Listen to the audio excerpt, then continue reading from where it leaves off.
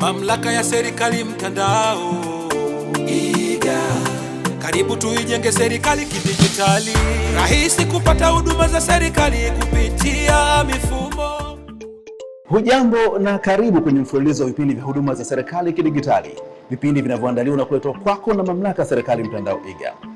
Na inawezekana umekuwa kusikia mfumo wa Ngao Multi-Factor Authentication, lakini haufahamu kwa kina kuhusu mfumo huu. Je, unafanyaje kazi na faida zake ni zipi hasa? Sasa katika kipindi cha leo utayafahamu yote hayo. Karibu uambatane pamoja nami kuanzia sasa hadi tamati ya kipindi hiki ili kuyafahamu mengi zaidi kuhusu mfumo wa Ngao. Kwa niaba ya wote tutakaowasikia na kuwatazama katika kipindi hiki, mimi ni Mwandigitali Musa Magari Enoch. Ngao ni mfumo wa uthibitisho wa mara ya pili unaotumika katika mifumo ya serikali, namaanisha serikali ya Jamhuri ya Muungano wa Tanzania. Tunavyosema uthibitisho wa mara ya pili ni kitu gani haswa? Uthibitisho wa mara ya kwanza ni ule wa kawaida, tunasema username na password.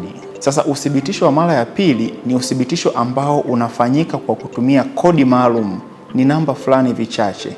Ngao ikishajiridhisha kwamba zile ni kodi sahihi, basi itakuruhusu uweze kuendelea na matumizi ya mfumo wako. Chuo Kikuu Mzumbe kinakuwa ni sehemu ya taasisi zile ambazo zinatekeleza matakwa ya serikali ya kuhakikisha kwamba taarifa za kiserikali zinakuwa na usalama wa hali ya juu. Na kupitia hapo sasa ndio tumeingia kwenye mfumo wa matumizi ya Ngao.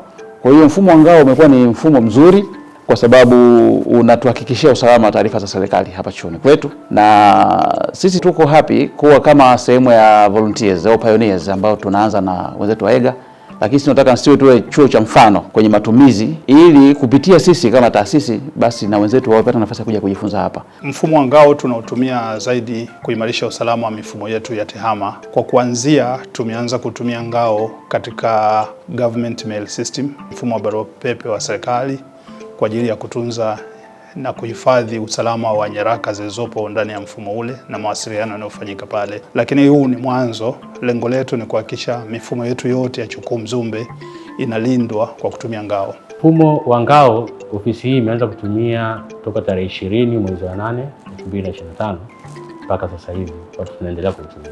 Tangu tumeanza kutumia mfumo huu tumepata faida ya kujiridhisha kwamba taarifa zetu ziko salama na mifumo iko salama. Inatoa identity ya genuine user kuweza kuingia katika mfumo huo, kwa maana kwamba akilogin kwa kutumia password itamtaka ajithibitishe kutumia njia ya PIN. Mfumo wa Ngao unatufanya tuwe na njia nyingine, yani kuongeza layer ya ulinzi. Badala ya kutumia password tu au PIN, tunaongeza taarifa ya mtumiaji kumtambua kwenye mfumo. Mtumiaji wa mfumo akishafanikiwa kuweka username na password ambazo ni sahihi katika mfumo wake, ataletwa Ngao. Sasa anapokuja Ngao ina vitu viwili, ina usajili na uthibitisho.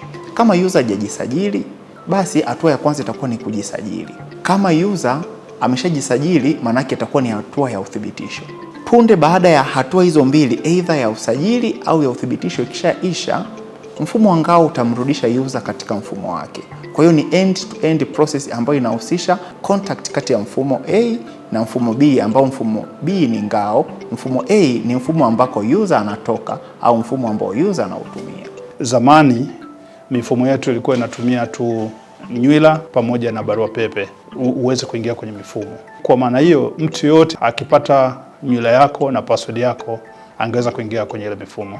Kwa kutumia Ngao, maana yake tumeongeza level moja ya ziada ya usalama, kwamba mtu lazima ataingiza nywila pamoja na barua pepe, itamtumia password au kodi kwenye device nyingine, ambayo ni lazima awe na ile device nyingine ndipo anaweza kuingia kwenye mfumo.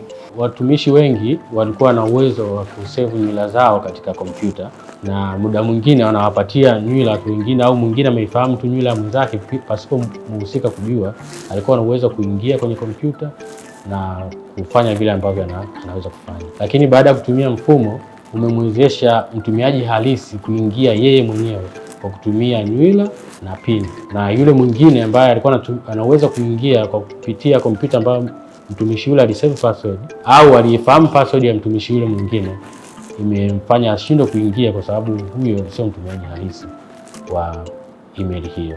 Vitu kama hivyo vilikuwepo, mtu anaachia mtu password. Kwa ile ilikuwa ni tatizo la security. Au unakuta wakati mwingine tuna engage wanafunzi wa intern na nini, nao inabidi watu wengine wanawaachia zile passwords lakini kwa sasa lazima awe na ile simu. Kwa kimsingi inatusaidia kuwa na layer fulani ya ulinzi. Ile autosave ni kitu ambacho ni hatari. Na ni kitu ambacho tulikuwa tumekizoea. Watumishi wengi, watumiaji wa email wengi wamekuwa kutokana na uvivu au stress ya kutokumbuka password, wanaweka auto login. Lakini kuwepo kwa ngao, ninachoamini mimi na jinsi ambavyo nimeona kama experience, ni extra protection. Essence kubwa ni kulinda usalama wa mifumo in case mvamizi au tunasema mdukuzi wa mtandaoni amefanikiwa kuiba username na password zako. Hivyo itamhitaji awe na kodi au zile unique number za ngao ambazo zinakuwa maybe zinatumwa kwenye SMS, zipo kwenye ngao app hivyo. Kwa hiyo umuhimu mkubwa sana ni kuongeza layer ya security. Katika security kuna kitu wanasema layered security. Unakuwa una layer mbalimbali za security. Okay, zinaweza zikawa 3, 4 au 5. In case ataka akiweza kubreak au kuvunja layer moja, anakuja na kukutana na layer nyingine. Kwa hiyo ngao ni kama layer ya pili kwa ajili ya kufanya ulinzi wa mifumo na taarifa. Ngao ni mfumo rahisi kutumia, hauna shida yoyote, kwa sababu nilichofanya ile ni kukupa tu message ambayo inaitwa OTP, one time password kwa ajili ya kuji-authenticate. Labda kilichokuja ni kwamba kwa kuwa watu hawana uelewa mpana wa madhumuni na umuhimu wa hii kitu, ndio mtu anahisi kama kufanya extra click ni shida. Kwa hiyo nawashauri maafisa tehama wa taasisi nyingi, ile umuhimu wa kuwajengea awareness ya kiusalama staff wenzetu ni muhimu sana. Kwa uzoefu ambao nimeuona personally, lakini pia kupitia kwa wenzangu, sijaona ugumu wote.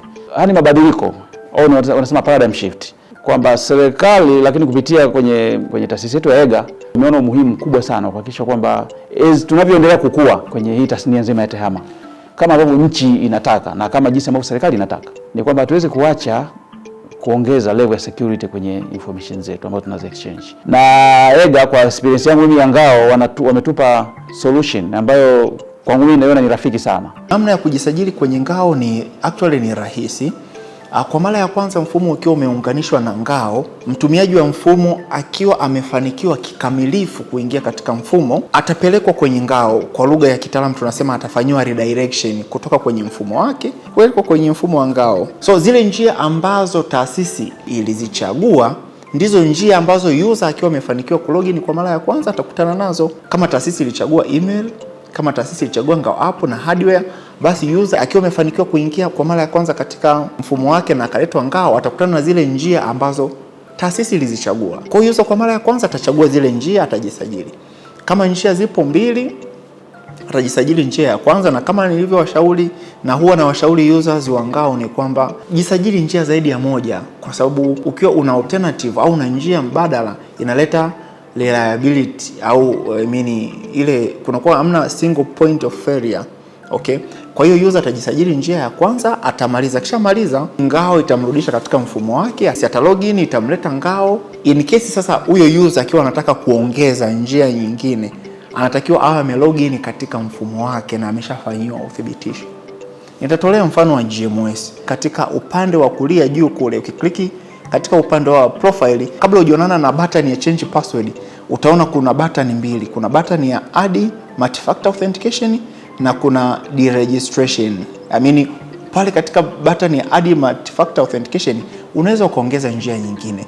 Pale sehemu ya deregistration, kama nilivyosema, kama una njia 2 umepoteza kifaa, maybe USB dongle au simu au kompyuta, unaweza kujifanyia deregistration ukiwa ndani ya mfumo wako. Mimi nikiwa kama mtumiaji wa ngao, nashukuru sana kwa mfumo huu kuanzishwa, kwa kuwa umekuwa unasaidia, kwa maana ya kwamba awali ilikuwa mtu ana uwezo wa kuingia moja kwa moja kwenye email, na kama umeiacha wazi haijajifunga, basi ana uwezo wa kuingia na kuweza kusoma taarifa zako. Lakini kwa kuja kwa mfumo huu wa ngao, kwa maana ya kwamba kabla hujaingia ni lazima uweke email yako na password, lakini kabla ya kuendelea mbele inakutaka pia uweke ngao kwa namba maalum ambayo utakayokuwa umepewa. Hivyo inakuwa sio rahisi kwa mtu yeyote yule kutaka kuingia moja kwa moja, hasa ukizingatia kwa mfano endapo ulikuwa umesave moja kwa moja, kwa maana mtu akija tu kwamba umesave password yako moja kwa moja, kwa maana akiingia moja kwa moja basi anaingia kwenye email yako na kuweza kusoma taarifa zako. Lakini kwa sasa ilivyo inakuwa ngumu yule mtu hata kama akikuta hiyo email yako umesave password ya moja kwa moja, kwa hiyo ni lazima sasa hata akiingia itamtaka akupe namba maalum hiyo ya ngao. Hivyo itamsababishia kushindwa kuendelea na hicho atakachokuwa anataka kufanya. Mimi ni mmoja wa watumiaji wa mfumo wa ngao, ambao mfumo kimsingi umekuja kuweka ulinzi kwenye utumiaji wa hizi barua pepe, kwa maana ya kwamba ukishaingia kwenye domain ya taasisi unaenda kwenye email yako, inakuleta moja kwa moja kwenye kuingiza. Huingii moja kwa moja, ila lazima urudi kwenye simu yako ambayo inakuwa ni personal zaidi, ili uingie sasa kwenye email.